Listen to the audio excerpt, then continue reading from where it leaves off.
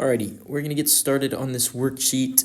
So the first thing says gives the major products of each of the following reactions. So I tried to base this off of the products page on y'all's test. If you notice here on your exam or practice exam, you have a portion that talks about elimination and a portion about substitution, right? So elimination, obviously your options are E2, E1, right? And then substitution, your options are SN2, SN1. But on the products page, where is it? Reactions page, it doesn't say do elimination, do substitution. That's when you have to determine which one to do. So in class yesterday, you would have talked about the 3 questions you ask that determine, hey, do I do SN1, do I do SN2, do I do E1, E2? So these questions help you determine between substitution and elimination. If you get 2 or more yes, you do elimination. And then obviously if you don't get 2 or more, you do substitution. So for the reactions page, don't just automatically do one or the other. Ask yourself these questions to figure out which one you're going to do. So let's look at this first one. So first question, is our nucleophile strong? All right, so I'm looking at this CH3, 3COK, also known as potassium terbutoxide. So is that a strong nucleophile? Well, how do you determine if it's strong? If it has a charge. So K is a metal.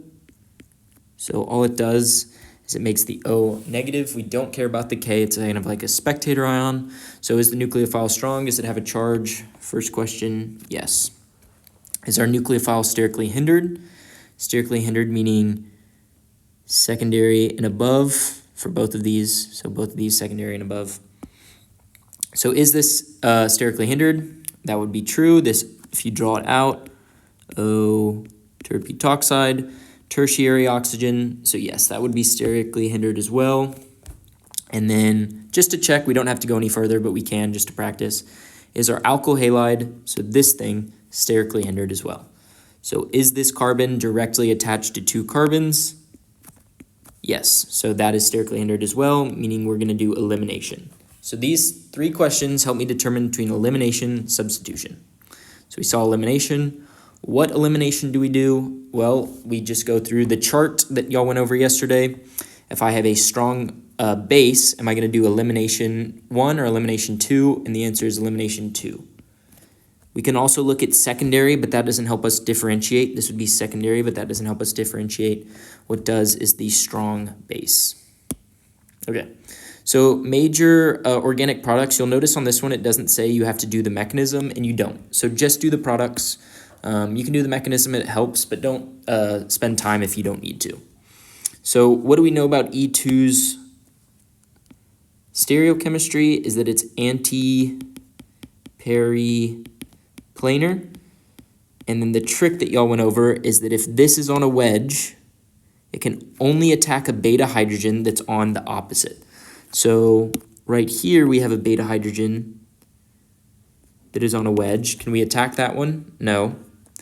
Here we have a beta hydrogen that's on a dash and one that's on a wedge. Can we attack this one? No. Can we attack this one? Yes. So it has to be opposite. If this is on a wedge, then the beta hydrogen attacks would have to be opposite, so on a dash. So when we do our final answer, remember for elimination we're forming a double bond. We didn't mess with this at all, so we're going to leave it the same. And then we're going to form a double bond here. So that is the first one. Okay, next one, let's go through the same exact problems, or questions. First, is my nucleophile strong? Is water charged? Is it strong? No, it is not. So we get no for the first one. Is my nucleophile sterically hindered? This is not sterically hindered, so no, it is not. It's not secondary or above. And last one we could ask, we already have an answer, but let's just go through it to practice. Is my alkyl halide, this thing, sterically hindered? It is secondary, so it is, but we didn't get 2 or more yeses, so we're going to do substitution.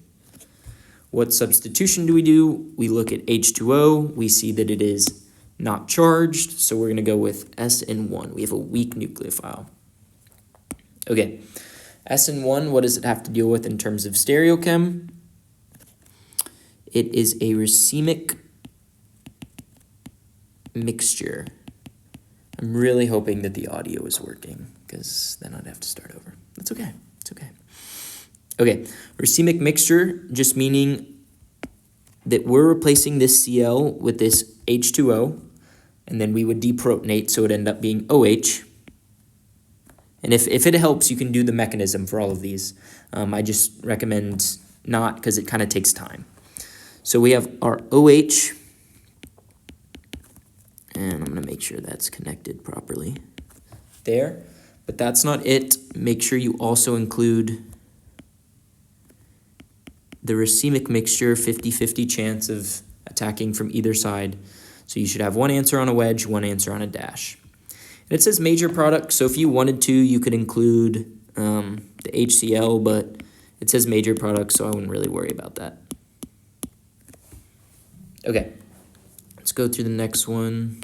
Try and clean these up a little. Okay, so next one, ask ourselves the same questions. Nucleophile strong? Yes. Nucleophile sterically hindered is S. CH2CH3 sterically hindered? No. Is my alkyl halide sterically hindered? Is this sterically hindered? No, it's primary. No. So we're going to do substitution, and now we can determine SN1, SN2. We are going to do SN2 because this is strong. And how do you know that it's strong? Because there is a charge. Remember, if you see K, Na, lithium, just any metal compared with a non-metal, make sure that you make that charged. Okay, SN2, concerted reaction. It'll say indicate stereochemistry when necessary. There's no stereochemistry here, so we're going to leave it on the plane. But if there was stereochemistry, then we would know that SN2 is inversion. But since there's no stereochemistry, we're not going to worry about that. All right, so let's do this. I'm adding S, CH2, CH3. So I remember when I took the class, I struggled with this a lot. But remember, we started out with 1, 2, 3, 4, 5 carbons. We should still have 1, 2, 3, 4, 5. So here I dropped a carbon. Just be sure whenever you're doing these not to drop a carbon. Just check. We're substituting, so just replace the bromine with this other group. And you could also write it as that. Okay. Let's do that. All right, next one, we're going to ask ourselves the same questions. I know it's redundant, but the more practice you get, the better you'll be at it. All right, number 1, is my nucleophile strong? Well, it's not charged. I don't see a negative there, but Na is a metal, makes this negative. So is my nucleophile strong? Yes. Is my nucleophile sterically hindered? Is OH sterically hindered? No, it is not. And then is my alkyl halide sterically hindered? So this right here, I have a bromine that's tertiary alkyl halide. Tertiary, it is sterically hindered. So yes, I have 2 or more yes. I'm going to do elimination. Which elimination do? I do E2 because this is strong. My nucleophile is strong. So I'm going to get a double bond. And I take beta hydrogens, right? So for elimination, I take beta hydrogens. I have a beta hydrogen here. Let me draw these actually. Hydrogen, hydrogen, hydrogen, hydrogen. So just to practice, you know that E2 deals with antiperiplanar. So if this bromine is on a wedge, it can only attack a beta hydrogen that's on a dash. So it can only attack this one or this one. So I'm just going to erase these because those aren't options to take. And then which one do I take? You normally want to take one that's going to give you a more substituted, more stable product. So what I mean by that, you'd rather have a more substituted double bond than a less substituted one. But in this case, if we take the hydrogen on the left, we get this answer. And if we take the one on the right, we get this answer. Both are tri-substituted, so it doesn't matter which one you take. So with our product, we go 1, 2, 1, 2, 1. Bam. I get rid of the bromine. Let's say we took the right one. Let's say we took the left one. I have this. And then don't forget about this methyl. That methyl is still there. So let's do this on a dash. Should that one be on a dash? A good rule of thumb is, remember, this carbon is now sp2 hybridized. sp2 hybridized means it's trigonal planar. So it'll all be on the plane. So just make this a stick. And a good rule of thumb is anything coming off of a double bond should be on a stick, not a wedge or a dash. Alrighty, cool. Done with that one. Let's do this. I hope this isn't too long. I don't know how long it's been. Okay, same thing, last three. Let's get these done. First question, is my nucleophile strong? Is this strong? It's charged. Yes, it is strong. Second question, is my nucleophile sterically hindered? Nope, that's a primary nucleophile, so it is not sterically hindered. Is my alkyl halide or electrophile strong, or sterically hindered, sorry? Yes, this is sterically hindered. This is secondary, so yes, I get 2 yeses. I'm doing elimination. How do I determine which elimination to do? I see that this is strong, it's charged, so I'm going to do E2. Okay, so this one, same thing as the last one. We can only take, for E2, we know it's anti-periplanar, we can only take anti-hydrogens, right? Beta hydrogens. So this is on a dash. We know that we can only take a beta hydrogen that's on a wedge. There's one on a wedge here. Just say. Okay, so of those two, say I took, let me color code these. The red one, I would end up with this product. Bam. If I took the blue one, I would end up with this product. So how do I differentiate between these two? Because he wants major product, major organic product, or that's what this problem says. So we look at how substituted it is. This one's di-substituted, meaning there's this group surrounding the double bond, this group surrounding the double bond, di. Around this double bond, there's just this group, so that one's going to be mono. I don't know why I wrote it like that. So the major product is going to be this one, major. You don't need to do both, you can just do one, but if you do both, do both. Make sure you indicate, hey, this one's the major, this one's the minor. But I would just do one. Okay. Last two. All right, let's ask ourselves the questions. Is my nucleophile strong? PR, I know that's not a metal. Maybe I don't know what that stands for or what that is, but I know that's not a metal. So is my nucleophile strong? It's not strong. Is it sterically hindered? PR, it's similar to ET. ET, if you see ETOH, just remember that's ethyl. OH, PR is propyl, 1, 2, 3. OH, so that is not going to be sterically hindered. So the second answer is going to be no. So automatically I know I'm doing substitution, but let's go ahead and do the last one just to practice. Is my alkyl halide sterically hindered? Yes, but doesn't matter because I got 2 or more no's, so I'm going to do substitution. In substitution, because I have a weak nucleophile, I'm going to do SN1. And what do I know about SN1 in terms of stereochemistry? Well, already did it. We know it's a racemic mixture. So all that means is if this is on a dash, I have 2 answers when stereochemistry is present. One where my final answer is on a dash, one where my final answer is on a wedge. So I end up with this. In this case, you will have to draw both of these answers to show the racemic mixture. All right, so even if you're not sure what PR is, if you're like, I don't know what that is, I've never seen that before, that's all right. You know that the oxygen is going to be the one that's attacking, that's going to be attached to that. So I'm going to draw that one here on the wedge, one here on the dash, and then just do PR if you're not sure. Same with ethyl. If you're like, I can't remember what ethyl was, just write ET. That's fine.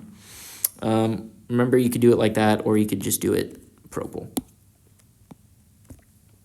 but showing that racemic mixture. And if you're wondering where the H went, well, remember in the mechanism that gets deprotonated by the leaving group. All right, cool.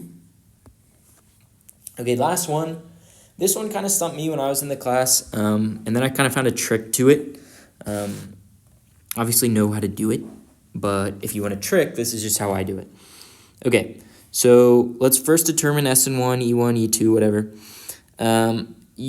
What you'll come to find is anytime you have potassium terbutoxide, that kind of forces E2. So if you go through the questions, you'll find that the nucleophile is strong, check. Nucleophile is sterically hindered, check. And without even looking at the alkyl halide, because I don't really want to deal with that right now, I know that it's elimination. I know it's E2 because this is strong, this potassium terbutoxide. And just anytime you see potassium terbutoxide, think E2. Okay, so how do I go about solving this one? Well, I know for E2 that it deals with anti-periplanar stereochemistry. So I'm taking a bromine, right, and I'm taking a hydrogen. For anti, you want those as far apart as possible. So all you're going to do for this one is I'm going to line up the bromine and the hydrogen. I'm going to rotate it to where it's as far apart as possible. So 180 degrees. So I'm going to leave the front carbon the same. Bromine, CH2, CH3, CH3. Make sure your connectivity is correct, even though this doesn't matter. You're just graded on the product.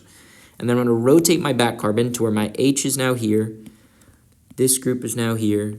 This group is now here. Okay, so hydrogen here, which means this C6H,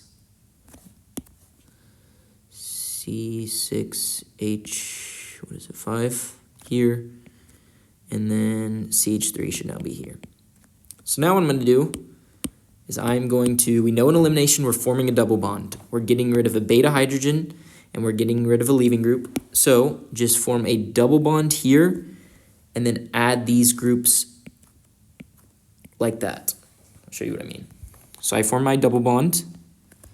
I have a CH3 that was here. And then right here, I'm going to have this group, CH2CH3. This here, I'm going to have this C6H5. C6H5.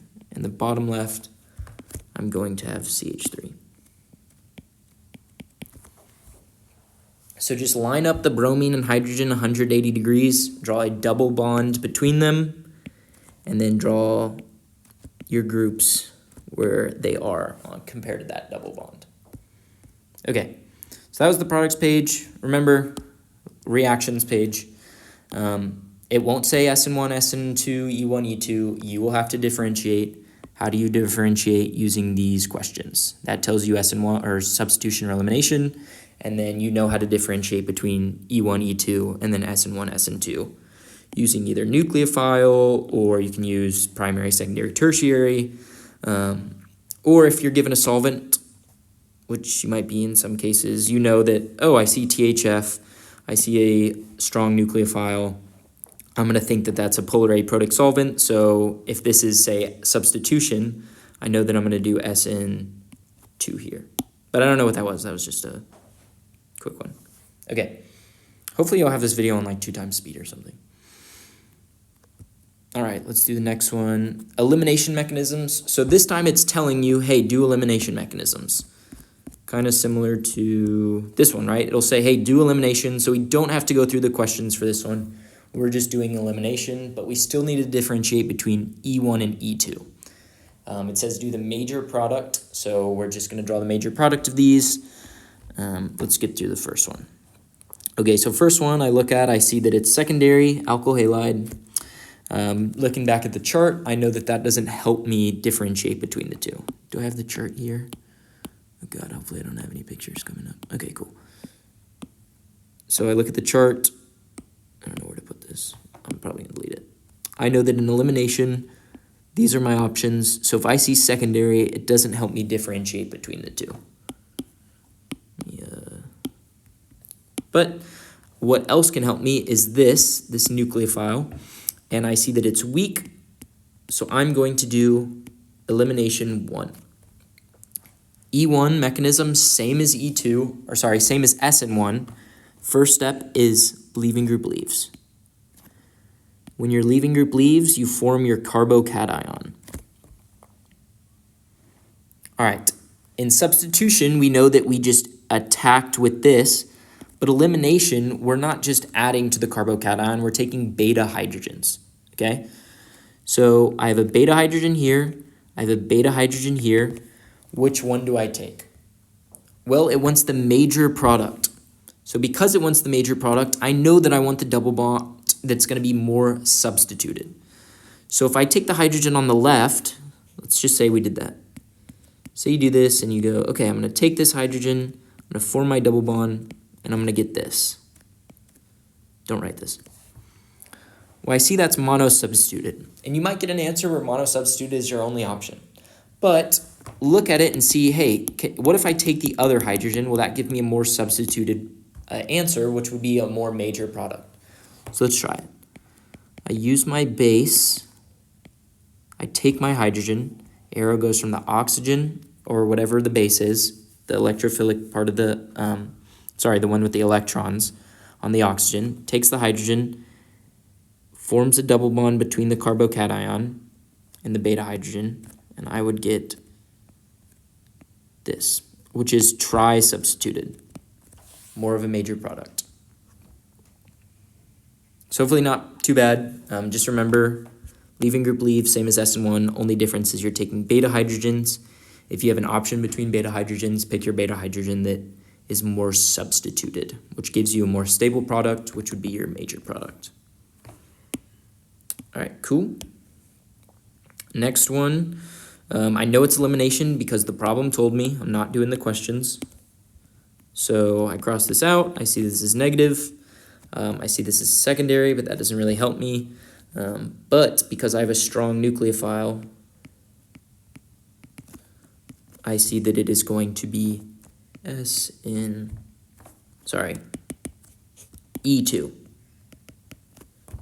E2. All right, and then what do you know about E2? I know that it's anti-periplanar, which means that if my leaving group is on a wedge, I can only attack a beta hydrogen that's on a dash. So when I took the test, I remember I made these notes for myself next to it, just so I don't kind of forget anything or don't forget about stereochemistry. So don't forget that. So I look at this one. I see that I have a hydrogen here, one that's on a dash, one that's on a wedge, and then I have a hydrogen here and a wedge. So this is on a wedge. I can't take the ones that are on the wedge, but I can take this one that's on the dash. So it's concerted, it's all one step, 3 arrows. Your base takes your hydrogen. The bond between your hydrogen and your carbon form your double bond. Leaving group leaves. 3 arrows, concerted, E2, concerted just like SN2, just 3 arrows. And I wish I was better at drawing lines. All right, I formed my double bond here. I still have this methyl. Remember, we didn't touch it at all. It's not attached to a double bond, so it's not going to change its sp2, sp3, whatever. It's the same thing, so I'm going to leave that on my methyl. Say hypothetically, I don't know if there was a methyl here. This would change the problem, but hypothetically, remember, don't leave that one as a methyl. Anything on a double bond would be a stick. Just hypothetical, though. All right, cool. We'll knock out the next ones. Okay. So this one, same deal. I see secondary. That doesn't help me out at all. This is secondary. That's what I mean too when I say secondary. But I have a weak base.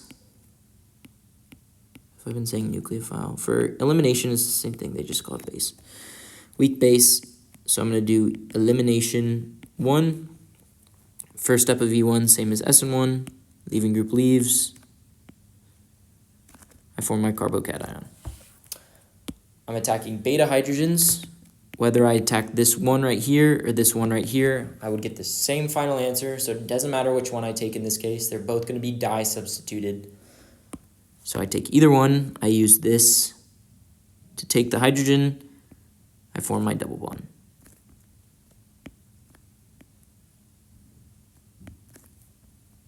And This is a cyclohexane. I know that looks funky. All right, cool. Alrighty, last two for this page. Differentiating, I see that I have a tertiary alkyl halide. Looking at that, I can already determine based on the chart, tertiary automatically tells me, oh wait, no it doesn't, that would be for substitution. Well, whatever, just make sure you know that stuff. Tertiary doesn't tell me anything, but what does tell me something is this base. I have a weak base, so it would be E1. If this was substitution and you see tertiary, so if this problem said substitution and you saw tertiary, you would automatically know, hey, I'm going to do SN1. You wouldn't even have to go through the rest of the stuff. But elimination, I forgot E2's got like the funky thing with the alkyl halide. Okay. So E1, same as SN1, first step, leaving group leaves. Make sure you draw your arrow like that. Don't do like from the carbon to the chlorine. Don't do like from the chlorine to the chlorine. The stick, the bond where the electrons are between the chlorine and the carbon goes to the chlorine. For SN1 as well. Be very particular about your arrows. So I have this, and I have this here. Someone asked, do I have to worry about rearrangements? No. And if you're like, I don't know what rearrangements are, good. Don't worry about it for this test. Next test, yeah, but we're not there yet. Okay, I'm taking beta hydrogens. So I have a hydrogen here that's a beta to my carbocation, hydrogen here. And do I have a hydrogen here? Well, let's look at this. 1, 2, 3, 4, 5. So no, I do not have a beta hydrogen there. So therefore, do not take from there. I can take either the top or bottom one. These are the same on the same group. So regardless of which one I take, I would get the same answer. So using my oxygen, I'm going to redraw it. O, H, takes a hydrogen. The bond between the hydrogen and the carbon form the double bond. So don't do this. Don't just do whatever. Be very particular about your arrows. Starts there, ends there. And I end up with this. All right, cool. I have no concept of the idea of time right now, so I don't know if it's been 30 minutes or 10. It feels like it's been a minute. I don't know. Okay, last one, secondary. Doesn't help me differentiate. The alkyl halide is secondary. My nucleophile, though, strong. So it's E2. And I know with E2, it's anti-periplanar. So I can only attack beta hydrogens. It's on a wedge. For the mechanism, make sure you show the stereochem of both of these beta hydrogens. And make sure you show which one you're taking. Same deal as the top one. There's no hydrogen here. So we're not going to even worry about that. There's no hydrogen there. Because that already has 4 bonds. That would break the octet rule. So I know that E2 deals anti-periplanar. If this is on a dash, you can only take a beta hydrogen that's on a wedge. This is oxygen. And should I do this? No. Don't be vague. Start it at the oxygen. Don't start it like right here. Start it at the oxygen. End it at the hydrogen that it's taking. Don't take it to this hydrogen because that one is an anti-periplanar, so it wouldn't attack that one. And then I form my double bond. It doesn't matter if you do it like that, as long as you show where the electron starts, or where the bond starts, where the arrow starts, where the arrow ends. Look at that, 3 arrows, this comes up. Same with this. That. And just be careful. Don't forget about these. For one of my OChem 2 tests, I did that. I just forgot about these double bonds and I missed it. So I've probably said that a few times, but don't forget about the double bonds. Okay. So we'll do that. I'll probably mention that, like, I'll just send the answers to this. Okay, last one, so that was mechanisms. Last one, kind of trying to base it off of this. It says, use curved arrows to show the mechanism of this from this. So I'm looking at these two, and I see, okay, I have double bonds in different places. I have no idea how they would get there, but I am looking at it and I see I'm getting rid of a bromine. I'm not substituting for anything, but I'm adding a double bond. Therefore, I must be doing some kind of elimination. So that's the first step I would do. Don't just look at it and get overwhelmed. Say, okay, I'm not substituting the bromine for this group. I am adding a double bond. I'm forming a double bond. So I'm doing elimination. Well, how do I determine which elimination to do? I look at this. I see that it's weak. So I'm going to do E1. And I don't know exactly how I'm going to get from here to here, but I do know the first step of E1, and that's leaving group leaving. So I'm going to just do that first. So first step, leaving group leaves. And I'm going to draw from there. So I have that, and then I form my carbocation. So I'm going to constantly compare to my product. So if I look at this, I see I have a double bond here, but in this one I have a double bond there. Well, what do we remember from test 1 that we could do to move double bonds around, to move electrons? Resonance, right? So it's like I'm asking questions to room people. So I move my double bond, I resonate it to where it's just a little more similar to this product, because I'm really not sure how I'm going to get to the final answer yet, but I know that I can resonate and put that there. Double bond here. Right? Now my double bond moved, or my carbocation moved, right? I had a double bond here, I moved it here, so this is no longer my carbocation, but this one no longer has a double bond, so my carbocation is now here.